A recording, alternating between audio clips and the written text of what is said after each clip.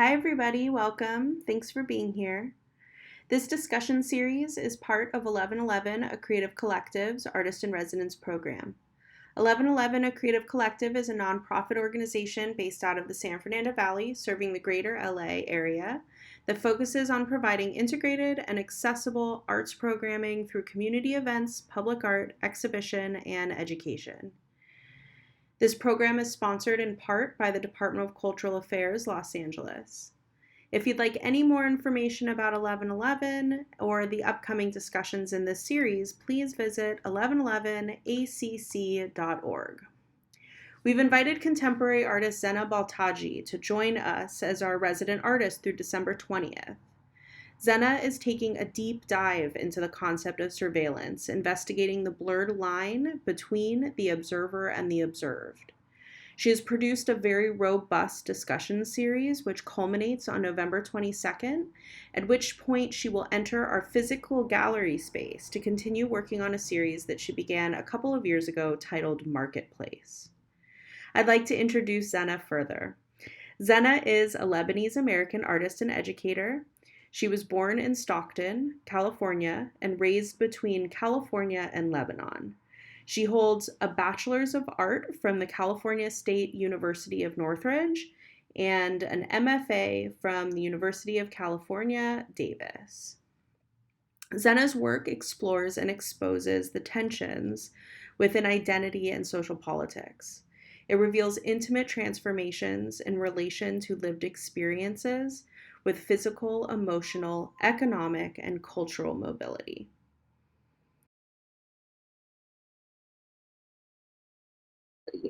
And without further ado, thank you so much for being here. Thank you, Zeina, for everything you do, and take it away. Thank you, everyone, for having me. And I am very excited for our this specific discussion that we have with Casey and Gretchen Andrew. And I just really appreciate everyone for going on this journey with me on like the very complex and plural experience that is surveillance and surveillance on the body. I just really appreciate all of you. So tonight, Casey and Gretchen will expand on the conversation of surveillance, discussing how they use the internet into meta inverse surveillance. They both use collage digitally and physically to make a rupture in the fine art, internet, and tech industries, oppressive power structure. Casey manipulates images, making us rethink femme representation, while Gretchen uses motifs of girlhood with the creation of vision boards and algorithm manipulation as a tool for manifestation. They both broke the internet in their own special way, and I just love what they do so much. I really admire it. Casey Kauffmann is an interdisciplinary artist whose digital and drawing practices address the contemporary performance of self as it relates to her experience of femme representation, social media, and reality television. She received her MFA from the University of Southern California and her Bachelor's of Arts from the Evergreen State College in Washington. Kauffmann's college,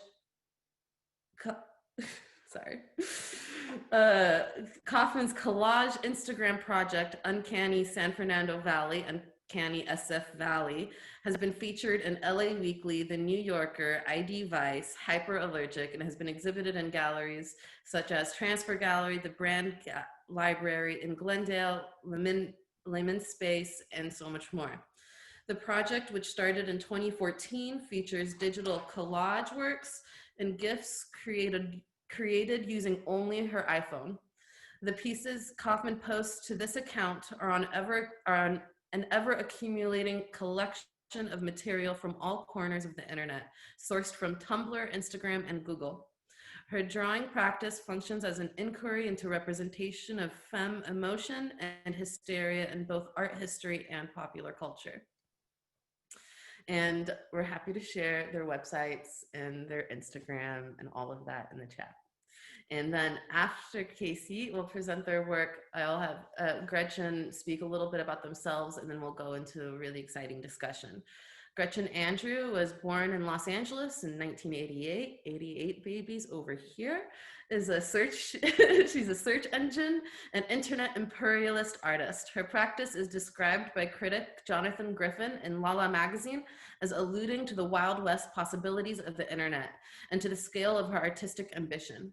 She trained in London with the artist Billy Childish from 2012 to 2017, and in 2018, the V&A Museum released her book, Search Engine Art. Starting in 2019, she became known for her vision boards and associated performative internet manipulations of art world institutions of Frieze Los Angeles, the Whitney Biennale, the Turner Prize, and the cover of Art Forum.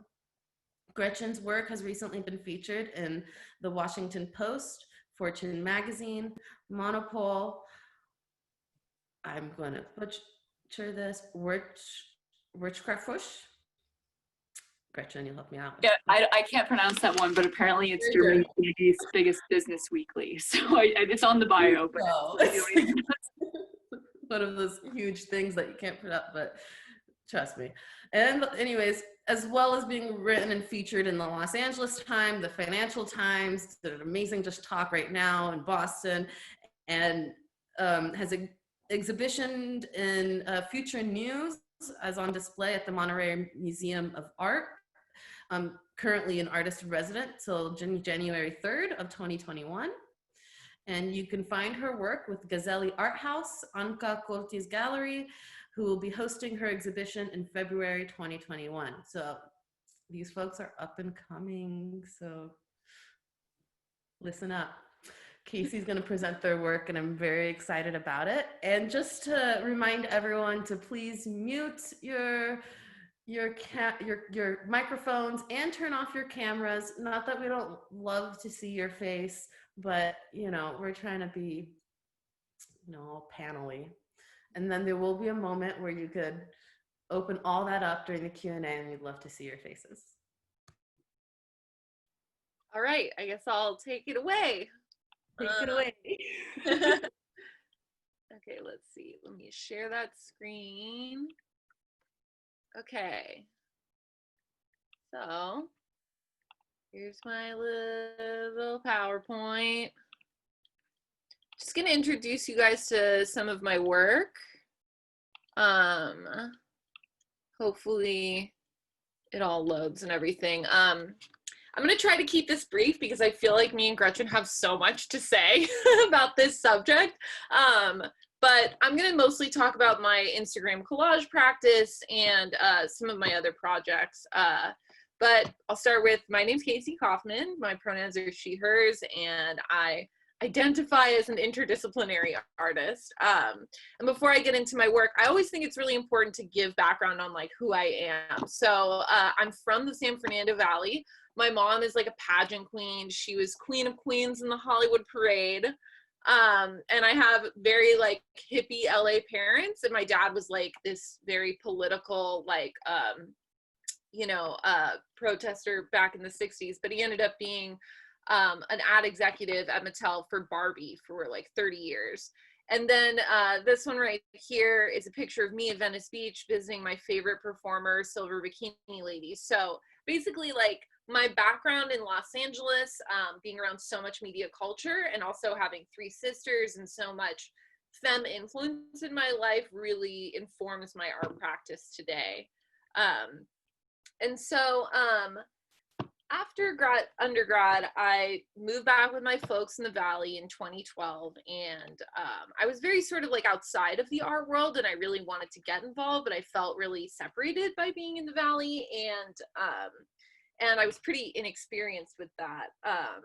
And back when I was in college, I was collecting all of these images through Tumblr. I knew I would use them one day, but I never knew how. So I had this vast archive of images that were all sort of related, but didn't really have any application until, so I started hanging out with all of these artists and wanted to connect with them. And I found this really sort of basic iPhone app called Cyber FM, which is like for Tumblr teens. It's like the most, basic of functions to cut up images and recombine them. And so in 2014, I started making collages on my phone and posting them. to this account called Uncanny SF Valley. So I've had this account for like 6 years. And basically it was called Uncanny SF Valley because, one, I'm from the Valley, again, feeling separated, wanting to connect and be understood by the art world through this sort of like digital outreach. But also it's because, I don't know if anyone here is familiar with the term Uncanny Valley, but it is this term that comes from the study of aesthetics. It's a graph where it comes from this graph that, you know, measures a person's discomfort with animatronic behaviors. So there's a dip in the graph, and that's called the Uncanny Valley. And this whole account was about me measuring people's discomfort with my like raw human emotion being shown through a digital platform. Because actually back in 2014, like putting it, like advertising for yourself as an artist through Instagram was not real. I mean, it's a little bit more accepted now, but it was still considered kind of desperate. And so I really wanted to play with that idea of like being thirsty and putting yourself out there. So the beginning of this practice was really about validation seeking as a practice of community building, wanting to be seen and understood. So much of my work was about getting likes and follows. It was very much like hashtag follow back, like for like. And so a lot of the iconography I used that was connected to femme representation was about being understood and like looked at. And really, I was able to take this idea of femme identifying users and validation seeking and like the whole concept of like thirst traps and selfies and turn it into a brand in a particular aesthetic. And I eventually sort of started getting a little bit of attention in the art world, even though I was pretty inexperienced and not really connected. And I started, like, my earliest shows were these shows I would put together, these events I would put together at like DIY venues where I would set up like a GIF booth or a selfie booth. And it was sort of like a physical manifestation of the social engagement that occurred through my Instagram. And it was like bringing that digital aesthetic to the physical world. And I would make these GIFs of people, and it was performative and really fun, and I would tag them in it. And so they would have this GIF to remember their experience, and I would have documentation of my interaction with people who ended up being friends, you know? And I would say that, you know, a large portion of my success as an artist has been through Instagram. Like, I got into grad school with an Instagram account, which is pretty uncommon. So I feel like my experiment kind of worked a little bit. And so I kind of started to realize, though, after a while, that it was about more than just validation seeking. It was about this practice of decontextualizing images and recontextualizing them. And I realized two things were happening. So both I was dealing with my consumption of femme images throughout, you know, my daily life, like this image, but then even more so, there were these circulations of images that were going on in the world through online image economies. Before Pepe was taken by alt-right fuckers, it was like this hilarious online meme. So when these memes were coming out, they were a part of my feed. So the feed ends up being a historical document, both of my experience and of online image cultures at large. And another thing that I really realized is this pink, sparkly sort of Lisa Frank aesthetic arise. And this is a place where me and Gretchen really unite, where I was really interested in, yes, there it is. I was really interested in the play with this idea of bait and switch. So even in grad school, I found that often my work was sort of dismissed because it played with this aesthetic, which is associated with femininity. And the bait and switch is really a test. It's like, well, if you associate things that are associated with femme representation as being surface or being, you know, like, what's the word? I don't know, frivolous. Trivial. Yeah, what was that? Shrill? Trivial. Shrill or trivial, exactly. Oh. So if you relate like something that is femme coded as being trivial, that says more about you as a human being than it does about me. And I think for those who spend more time with my images, you recognize that it belies a much deeper and darker reality of the femme experience of consumption of images over time. And so another thing that I sort of came across in grad school was this long storied history of feminist artists interacting with accessible technologies. If you look at 70s video artists like Linda Banglis and Adrienne Piper, there's this explosion of self-representation that happens because of the accessibility of these technologies. And my work is both a result and reflection of the technologies of social media platforms and the accessibility of an iPhone. Like, mind you, when I started this Instagram account, I didn't know how to use Photoshop. I didn't even have a computer. So it was my way of reaching out that anyone could really sort of participate in if they so choose. So I feel like in grad school, I sort of found a foundation for the history of this type of feminist practice of self-representation through new technologies. And I would say that an important thing to mention about this work is that it is a feminist intervention for me. There is a hugely therapeutic aspect for me to take an image and put it next to another image and to create new meaning. I'm sure that Gretchen would agree that one of the most rewarding things about collage is to combine things that already exist in the world, filter them through our own perception, and make something new. You know, I'm into recycling. Like, why make new things when things already exist? So yeah, like, I feel like this work for me is always the most fun part of my practice, because it is sort of a really easy way for me to have these kind of like sophomoric explosions that are both humorous and really sad when I'm considering my own history of consumption. So yeah, another thing that happened in grad school is that I wrote this thesis paper, and it was called Social Media, Reality Television, and the Contemporary Performance of Self. And I made this video piece called Knowing Others and Wanting to Be Known. This video is kind of like if my thesis paper was an artwork.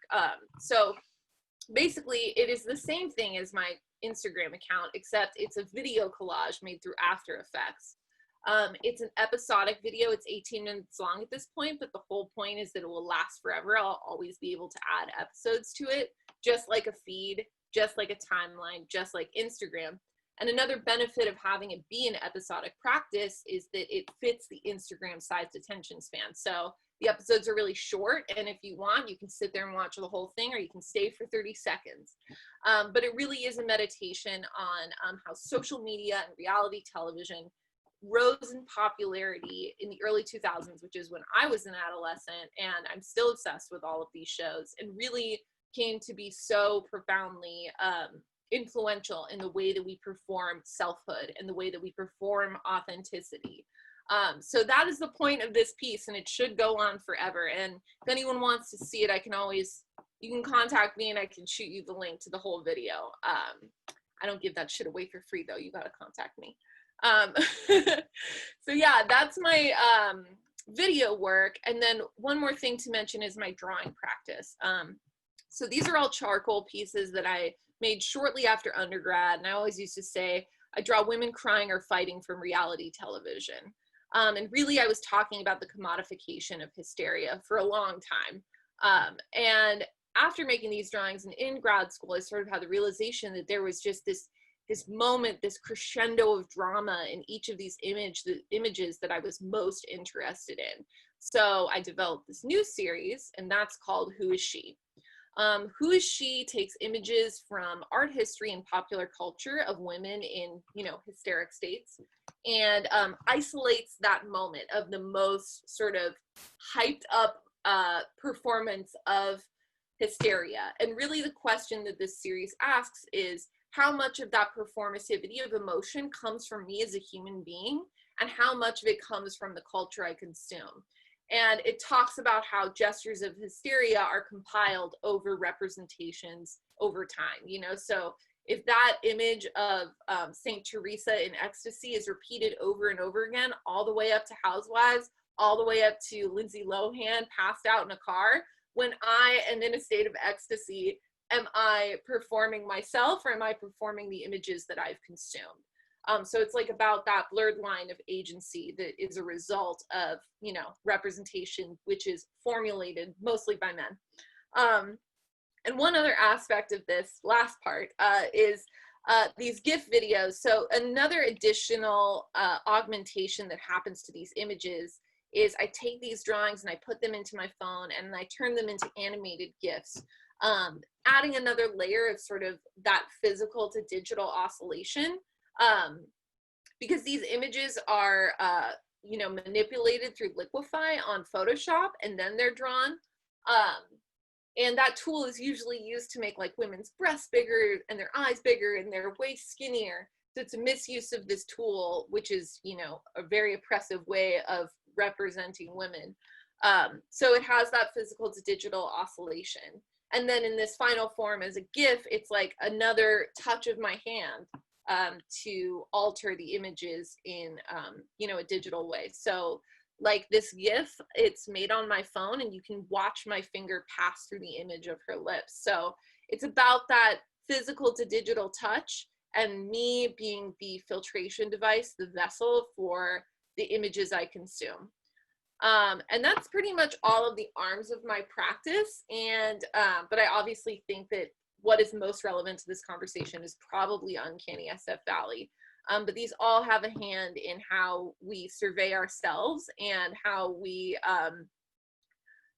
end up performing others' representations of like the surveillance of women. So that's a little bit about me. I'll stop sharing. Thank you so much. Yeah. I know so many people are going to absorb that and really, yeah. I hope so with how fast I was talking. To talk about. Everyone's still following, right? That's just, yeah. Yeah, I would love Gretchen to share a little bit about her practice, and you're going to actually, Casey, you could pass the host baton too. Would that be helpful, Gretchen, for me to make you the host? One sec, you're on mute still. Oh, I'm gonna make you the host anyways. You're gonna be the host and you're muted. Yeah.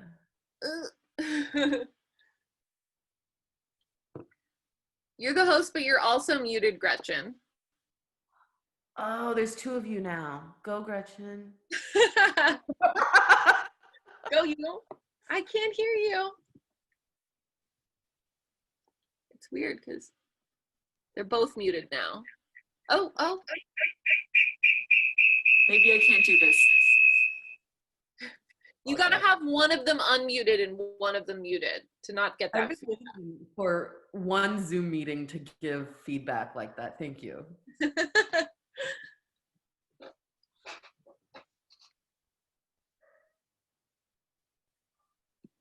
How about now?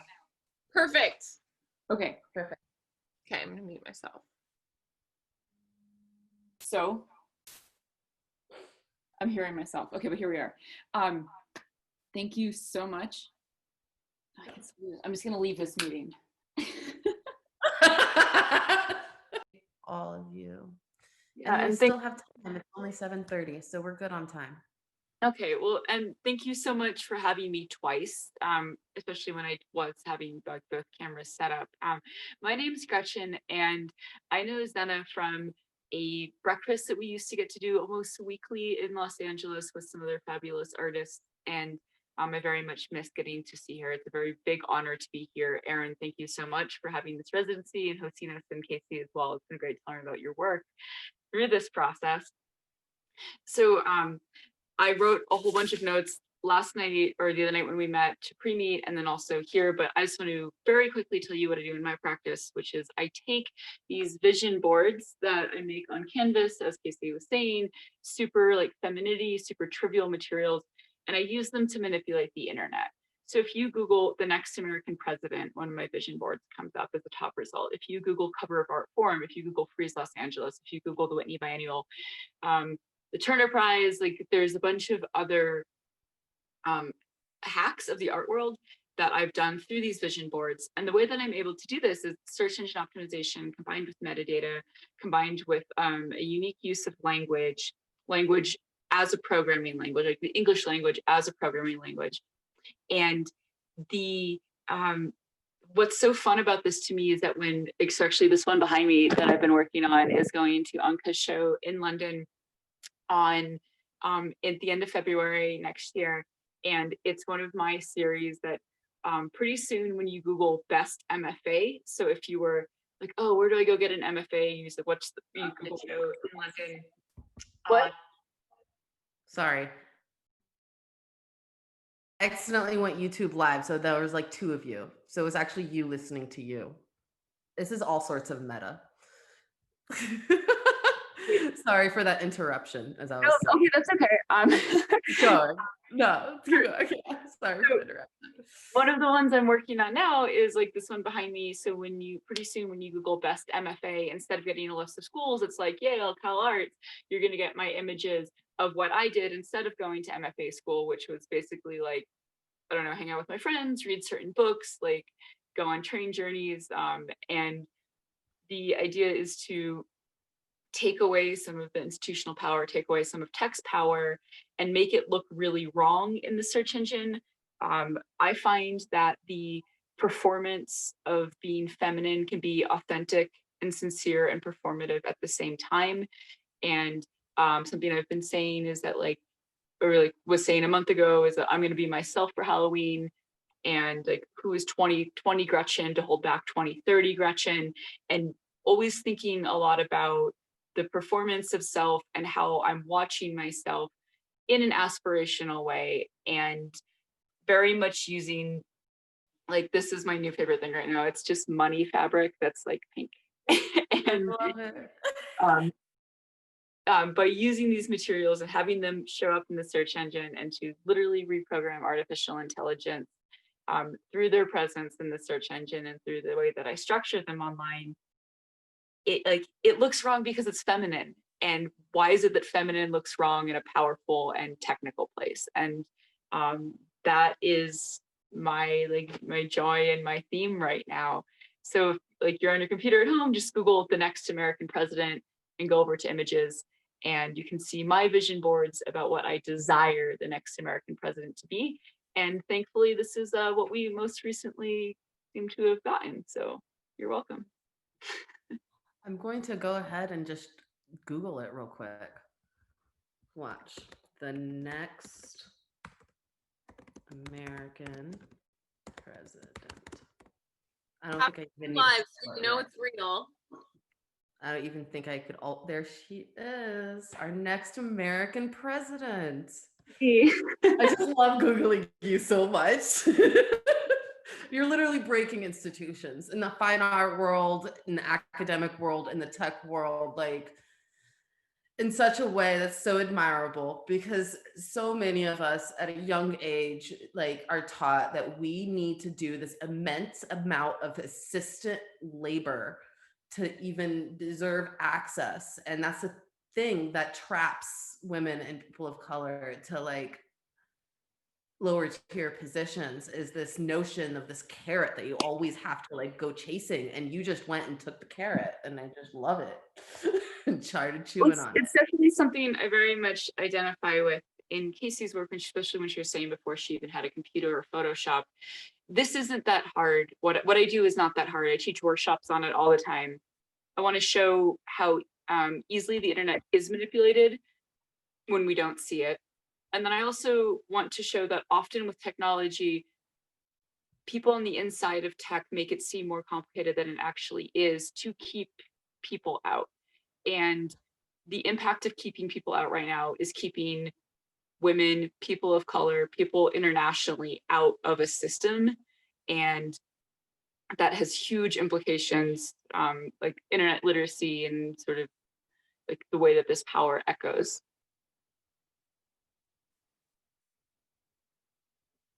Yeah, totally. Subverting power.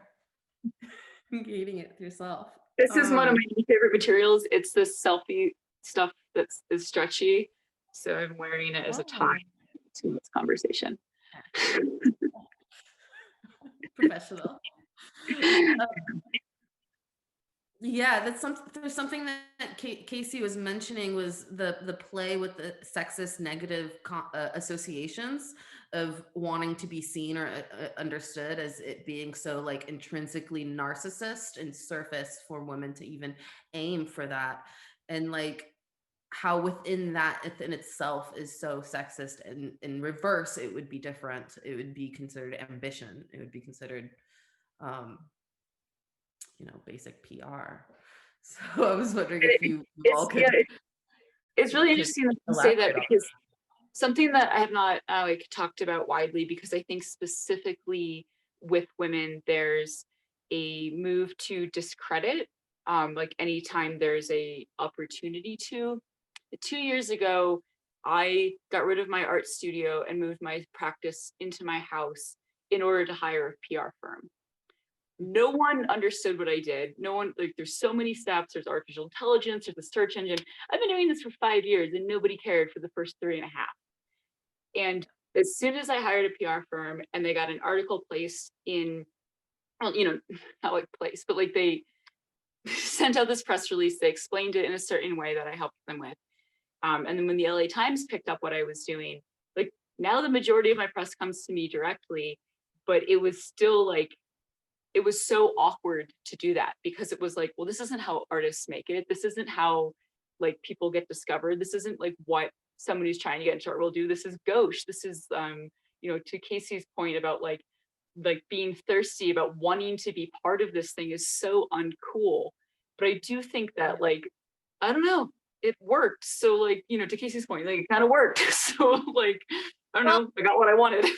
And also what you're talking about, it just shows like the real world effects of those negative associations. Because often when we talk about feminism, it's really hard to grasp or put into words like how just like an association can be so damaging and oppressive, but it's like, if you hadn't done that, like who's to say, like if the work, no matter how good your work is, like will it ever be seen unless you like claim space for yourself? And really that is the subversive effect of engaging with online platforms. It's making space for ourselves where there is none.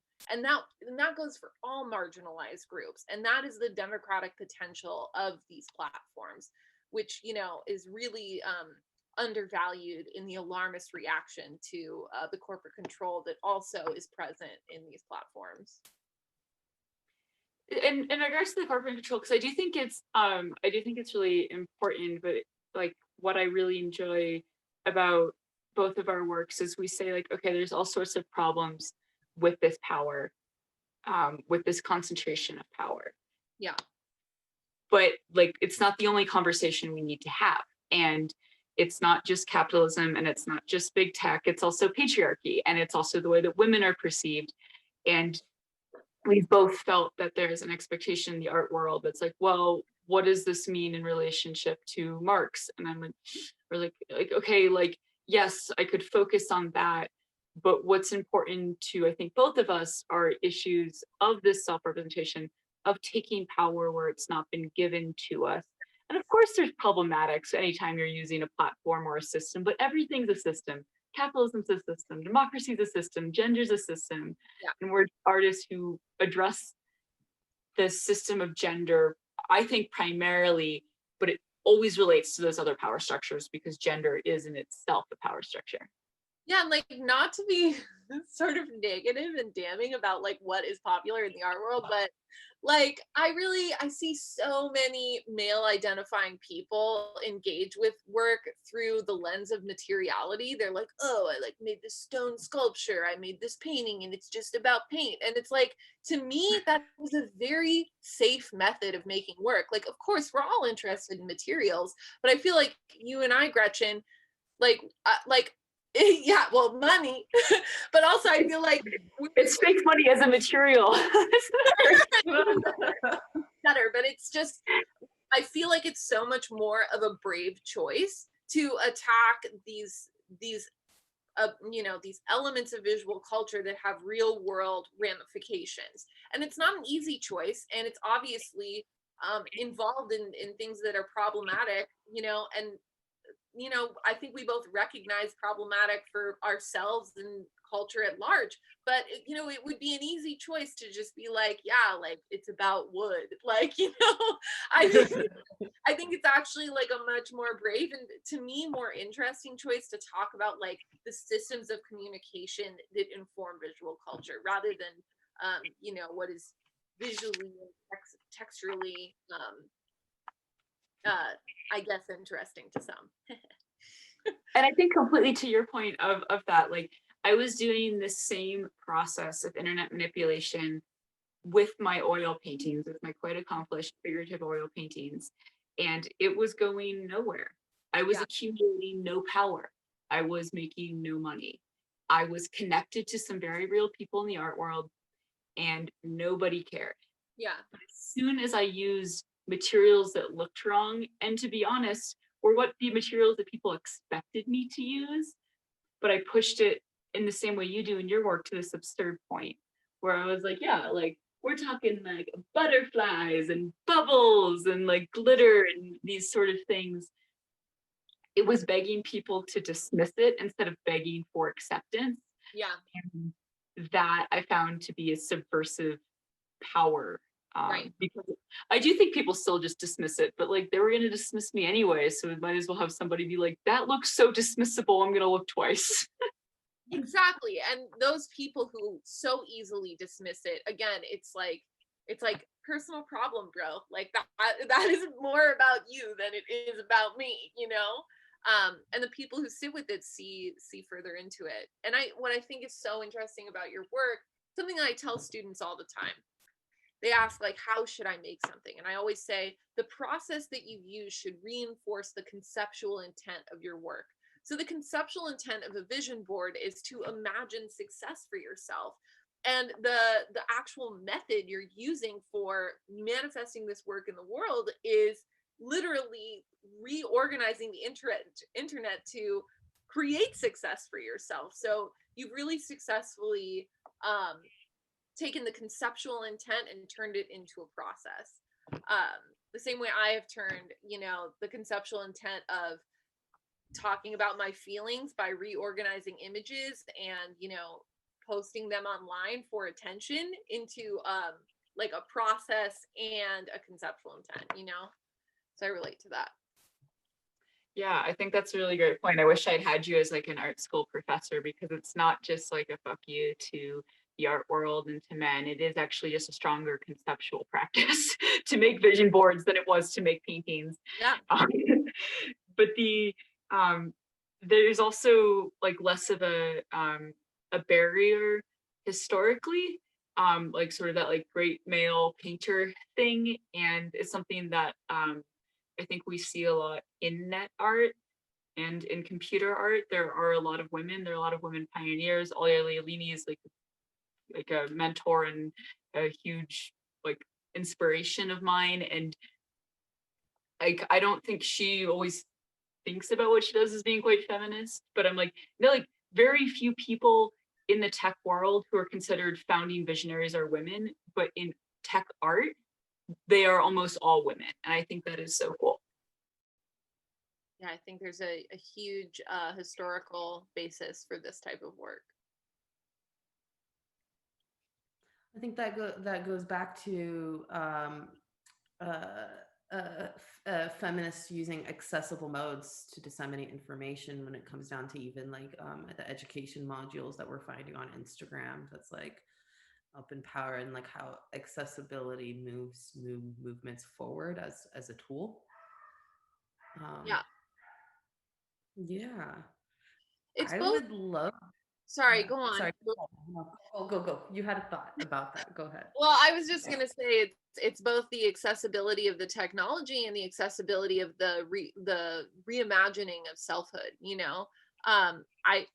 I talked to you guys about this yesterday, but I can't help but bring up my new favorite book. This is called Glitch Feminism. It's by Legacy Russell. I feel like this book speaks so much to me and Gretchen's work. And it really talks about how, you know, big data, we are the product. And when we assert our uselessness and, you know, subvert the way that we are interpreted by big data, that is a form of resistance.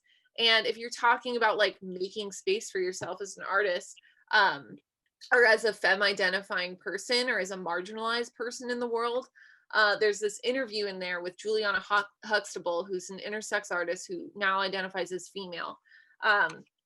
In an interview, someone asked her, what's the nastiest shade you've ever thrown? And she said, existing in the world. And I think that that really speaks to our experience of making space for ourselves. So it's not just about accessibility of technology, it's how that is a bridge for new forms of self-representation and making space. I want to make sure we also speak some more explicitly on the concept of surveillance and self-surveillance. Yeah. I think it very much is a great bridge from the concept of big data and the way that data is used to surveil and categorize us. Something that I make a lot of use of is that the internet and technology is fundamentally binary, and that every line of code, every computer program breaks down into a 1 or a 0. Yeah. And I think this, combined with the problems of language that get exacerbated online, the problems of words like man and woman being perceived as binary in our culture, you end up with systems that are built upon a yes or a no, whereas art's role and value is very much in the nuance. It's in what language can't do, it's what technology can't do. So anytime Casey is making something that causes people to say, is this this or is this that? And the answer is it's both and neither. Those are operations that Boolean logic within computers have a very hard time with. When something is both and neither, we can understand that as people. We can understand what it means to be an actor. We can understand what it means for something to be a photo of something instead of the actual thing. This is not a pipe. And what we get instead is just a computer that's like, boop, that's what it is. It's either that or it's not that. That's all there is. Yeah. And the question of when you Google woman, when you Google man, what should come up? There is no answer to that question, but we are now in a system that demands there being a top answer to that question. Right. And those top answers are completely informed by monetary value. You know, like the first result on Google is not a result of truth, it's a result of money. Or a result of, you know, search engine optimization and like the power that maybe some very informed individual might have, but that's a rare case. I think that like the majority of first page results are those who already possess a large amount of currency. And what does that do to the visual lexicon over time? You know, if over and over again you search the word beautiful woman and what you get is a skinny white person with blonde hair, what does that do to our visual lexicon, our imaginary as human beings, when we imagine a beautiful woman for the rest of our lives, you know? So you know, another thing that's great about this book is that she talks about how there is no separation between online life and lived reality. And those lines blur more and more as we continue. Does she call it digital monism? I've never heard that. She calls it AFK. So she's like talking about away from keyboard. Like there is no, because IRL is a term that I've used, which I'm no longer using, because she's saying there is no in real life and in digital life. Like that's not real. There's away from the computer, but like both those worlds are informing one another all the time. And you know, how do those advertising dollars get reperformed as humans? There's two things I want to bring up in that. The first is I like a term that's been around, I think, for about a decade. Is called digital monism, which is that our lives are inseparably digital and non-digital, offline and online, and there is no such thing as virtual reality. It is just reality. And I think it's probably the same term as this AFK thing, although the keyboard is seeming like not the most relevant thing because we're, you know, CCTV and all this stuff. Like there's you don't need to be at a keyboard to be digitized or like, you know, in these like two worlds or this one world simultaneously. But I'd also want to say that something not just about our cultural consciousness about the image of most beautiful woman, or like this, is that we're actually educating artificial intelligence based upon these top search results. And so it's actually not just about if someone happens to search that, it's that we're actually building systems and structures based upon this information, which is why if you were to Google made for women, a very early project I did is I replaced the pink and fat burning and anti-aging products that came up, that used to come up for made for women, with a series of paintings that I made about my experience of being advertised to as a woman. And I think these still come up if you go to images. Made for women. Trying women. Yeah, there we go. That's me. Yeah, so those are my paintings kind of about that experience of being productized in that. But that's it's like it's not just about us as humans, it's about educating systems as well. And I very much believe that we should be educating artificial intelligence based on the world we want, not the world we have, and to Casey's point, not just the world we're paying for. And that's something that vision boards can do, it's something that art can do. We can educate AI with not yet accomplished realities. And I think that's like really powerful. I couldn't agree more. And fucking with that like one thing or the other system of choosing is really interesting. I mean, like I'm far less informed as Gretchen, but you know, like with a lot of my collages, like I'll have one that's like super, so far I have like collages that are like very pornographic, you know, and I'll be like hashtag just girly things, hashtag feminism, hashtag Trump 2020, and that's just like a really funny sort of like simple way that even since 2014 I've always used hashtags in a way where it's like I really hope that someone who's looking up the hashtag for feminism finds this ecstatic mud porn collage. I think that's a good idea for questions. Yeah, let's open up for questions. Does anyone have questions? Please, you could put them in the chat box, and then I'll just raise your hand. Just be like, I have a question, and then I'll ask you to unmute and open up your video camera. I do think that, like, if we're speaking of binaries as the internet being an oppressive structure or a structure that could give you agency, I'd rather much choose the agency. But I'm sure, like, there's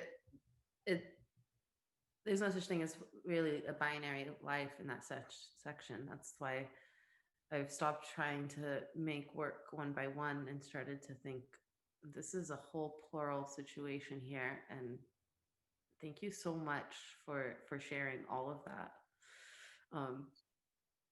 Yeah, I really appreciate it. Yeah, it's my favorite subject. I literally could talk about this for hours, especially with Gretchen. I think your work is so interesting and funny, like strategies for agency and subversion. Yeah. I do like that, like, you definitely see the internet much like capitalism as this thing that's here. It's going to be, we have to live with it and be in a relationship with it. So trying to figure out how to use that. And I love that, Gretchen, I love that you call yourself an internet imperialist. Just put that in there. I just love that. So queen. What I do actually is very dark, but I don't feel dark. So I want to acknowledge that there are very dark implications to my work while not making work that looks like the techno-apocalypse in a very traditionally male, metal, alien kind of sense. That's definitely important to me. But one of the other things I think about so much of academic art's obsession with capitalism is, I think, quite patriarchal or male, in that within this gendered spheres, art is considered to be quite feminine. However, making money from art is traditionally a male pursuit. Only 2% of the contemporary art market goes to women, or it goes to female artists. I'm sure female gallerists is about that, if not lower. And that, to me, is does mean that the obsession with the critique of capitalism within the contemporary art world, within academic art in particular, does not benefit women who, like we were saying, maybe you want to talk about something else, or maybe you want to say these spheres aren't separate. Making art and making money, to do both at the same time, I think is a feminist act, especially in the current system. I think that's again about making space for yourself, you know, and being unashamed about desiring to be understood and seen, and get paid for it. And get paid for it, exactly. Yeah. For sure. Yeah. Okay, well, does anyone have questions? I think we could keep going. All right, so I'm gonna call some of you out. Aster, Gabrielle, Oran, because there's 8 of you, so makes it easy. I'm really happy that all of these lectures are being recorded. They're going up on live on YouTube, but since it was split up, we'll probably do a little edit and join them back together. Re-upload it right back onto YouTube. It's not a big deal. It'll take like a minute. I honestly yeah. think Zoom fuck-ups are really endearing. Same. And everyone could turn on their videos if they so choose to share their wonderful faces with us. It is a super exciting conversation and a really important prong that I feel like only specialists and researchers like you that have been diving into this for the past 6+ years, like very intensely, and probably much before that too. So I know that your perspective is unique. So thank you for adding that layer that is beyond me. Yeah. So have you two ever shown your work together? Have you ever shown together? No, but we should. You absolutely should. Next up is literally needs to be a co-show. Yeah, I would love that. I would also love that. I became familiar with Casey's work through this conversation, which is great, especially I'm relatively new to Los Angeles, and even though like I look like so LA and my work is like so LA, it's very cool through Zeina and our other connected group of people, how many other artists I meet, and that would be a really special thing to do. Yeah. I mean, maybe my curator is showing, but it's like the perfect match. It's such a great show. It was a very good conversation match, so what a joy. Yeah. Well, thank you both so much for being here and speaking with us. I just want to reiterate for everybody that the video will be available on YouTube. Like you said, I'll do a quick edit and compile everything together. And not to fully close it out if you're not finished, but just as a reminder that everything can be found at 1111acc.org. There's a link to the YouTube and your artist bios, links to your Instagram, links to your websites. The artist websites are all available there. And that is 1111acc.org/AIR. Thank you, Erin. Here. Yeah. Well, we'll let everyone digest on it. I have some closing remarks. Please. Okay, I'm ready to read. Thank you so much for your time. Please tune in for our next discussion tomorrow, Wednesday, from 3 to 4 with wonderful artists Leche de Virgen Tremegisto, Panteja Abareshi, and Ted Meyer. And this is going to be a very specific conversation, just like this was a very specific one that's going to be aimed towards medical surveillance and medical observation, which is a very personal subject for me. And I hope that you could join me.